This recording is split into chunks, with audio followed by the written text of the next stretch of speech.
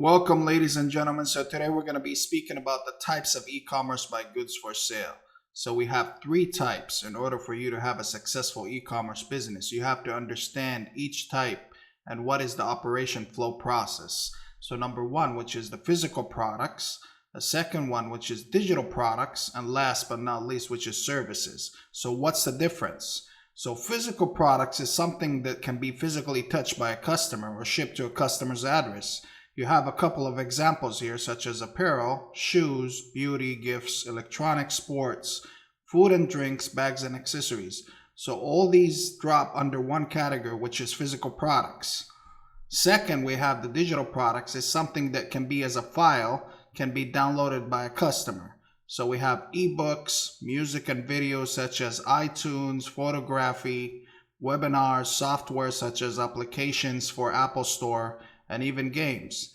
But let me tell you something here as a tip. Digital products also can be shifted to physical products. So I'm going to give you a couple of examples. So say, for example, you got a customer that really excited, saw an advertisement on Facebook, and he wants to go into your website to buy that digital product. So it's an ebook, for example. He can download that ebook and then he can print that. So that turns to a physical product. You have another example. Say you have a 3D printer and you don't know how to do designs. So you can go and purchase a digital product from a designer, and then later on you can configure it to your system, and then you can print that and it turns to a physical product. So sometimes digital products can turn to physical products as well. Services, such as maintenance. Maybe you have a problem at your house. You want to fix your plumbing and you don't have the skills, so you contact the service provider that supports that. Copywriting, maybe you have some content issues that you want to hire someone. Beauty treatment, cleaning services. You can use that maybe a monthly subscription fee or a fixed fee. Travel planning, wedding planning, pet sitting. So this drops under one category, which is the services. So these are the three types of e-commerce by goods for sale. You have to understand the three types because also each one has a different operation flow. If you don't know that, then you're not going to be able to have a successful business and you're not going to be able to scale. So I'm going to show you a process flow for each one. So let's go for number one over here. This is for the physical products. So let's say this is the customer and they got into Facebook and they found a great advertisement about a specific product that you're selling as an owner. So he goes and visits your website, loves the price, loves the conditions, adds it to the cart. Then it takes him directly to the payment page, which has different sales channels, such as maybe you're an Amazon, an FBA seller, or you have a Shopify platform, Magneto, WordPress. This is especially for programmers, or maybe you can connect with a host. Later on, I'll discuss about that, or BigCommerce as well. Then also you have to understand that you have to have specific gateway agreements between banks, or maybe like Stripe, in order for you to get the payment, such as Visa or MasterCard. So this part, the customer adds his billing information, and once after everything is confirmed, then they purchase the product. The system understands that it has been confirmed. Next, it will generate an automatic invoice that will be sent directly to his email or his SMS. Once it's confirmed, later on, there's a different process for the operation that it goes directly to the warehouse. And this has two types. Either it happens manually, like for example, you have to be involved as an owner, that you download the file based on the number of orders you have, and then you can send it to the warehouse, and then they fulfill these orders. Or you can have it automated by system integration, and later on I'll explain the system integration on the next episode. So what is warehouses? So warehouses, there's different ways and different strategies how to implement this, and you have to understand this if you want to scale your business and you want to increase your profit margin. So I'm going to give it simple here as possible. So we have number one, which is a factory. So say the owner loves a specific product and they do agreement with the factory.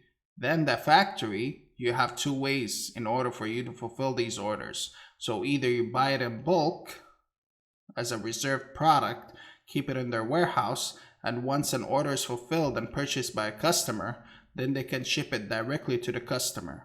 or it can be a single by single product. But this is very difficult and you have to earn the trust with the factory. Also, this can affect if you have a lot of customers that purchasing this product and you don't have products that are reserved, then maybe you'll have issues with the lead times. You'll have delays with your customers because they have to start manufacturing this product, because you're not the only person that's purchasing this product from the factory. Second, which is an agent, we call them the middleman.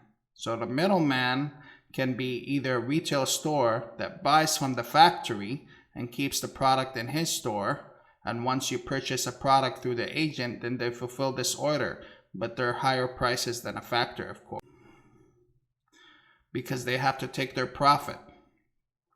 Or it can be an agent that can source the product and deal directly with factories, such as, for example, you love a specific product that's from China, but you don't know how to speak Chinese, then you can get an agent that can speak Chinese and negotiate the pricing with the factory. And then also as well, they can ship the products directly to the customer. So this one over here is a warehouse that can serve for owners. If you want to sell a product, they can keep it into their warehouse as an inventory, and once there's an order fulfilled and purchased, they can ship it directly to the customer. Or maybe you have your own warehouse, then it falls into this part. So these are the three warehouse types.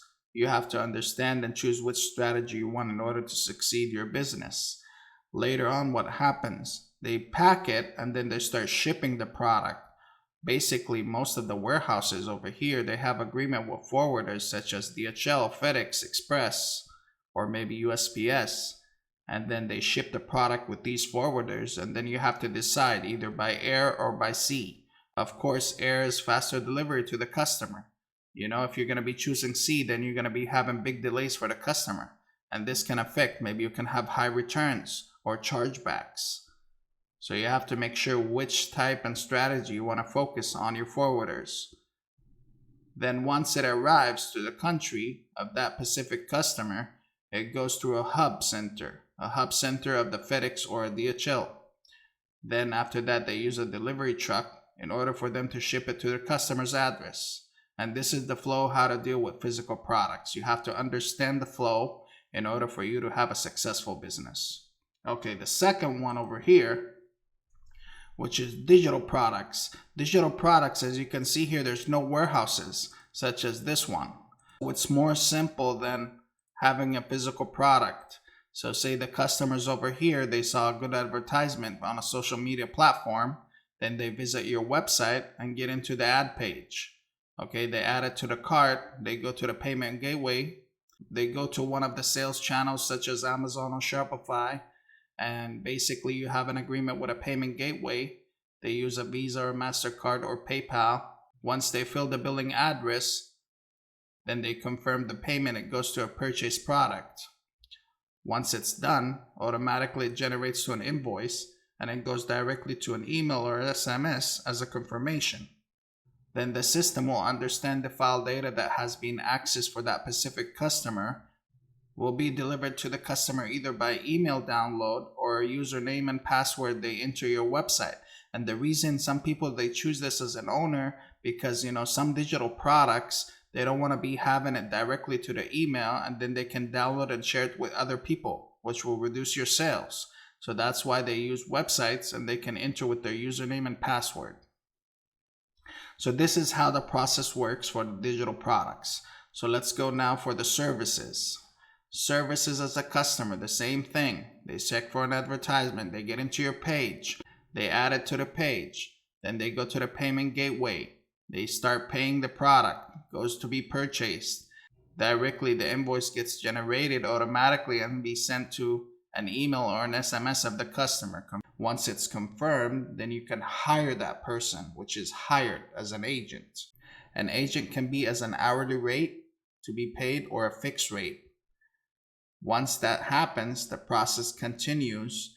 Once it's completed by the hired agent, it goes delivered to the customer, and then the customer has the option either to approve it, if not approved, and then they can revise that with the hired agent again.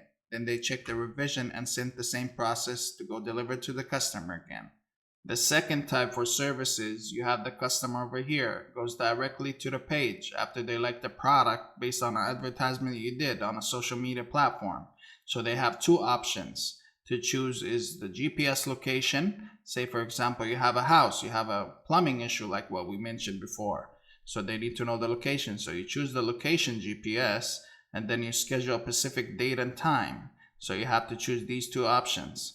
Then the customer goes to the payment page and chooses which payment gateway that has to be paid. Once it's confirmed, it generates automatically an invoice that will be sent directly to the customer's email or an SMS. Then during the arrival date, you have two types for the customer. So either an employee goes to a customer's address, such as for example, you have a problem at your house that you want to have something to be fixed. Then the employee goes directly to the customer's address based on the GPS location. All right. And the second type, which is the customer, goes to a company address, such as you scheduled something, maybe like say a salon, or maybe you have a treatment. So you go directly to the company address based on the scheduled date and the GPS location. So this is the second process flow based on services. So you have to understand, go back, check the slides, make sure you understand each operation flow in order for you to decide the best healthy way to scale your business. All right. I hope you like this video. If you have any questions, you can leave a comment under the video and I'll get back to you. So if there's something that you want to have a question based on each operation flow or the slides that I've mentioned, you can ask. And don't forget to like the video and subscribe. Thank you guys very much and hope to see you guys on the next video.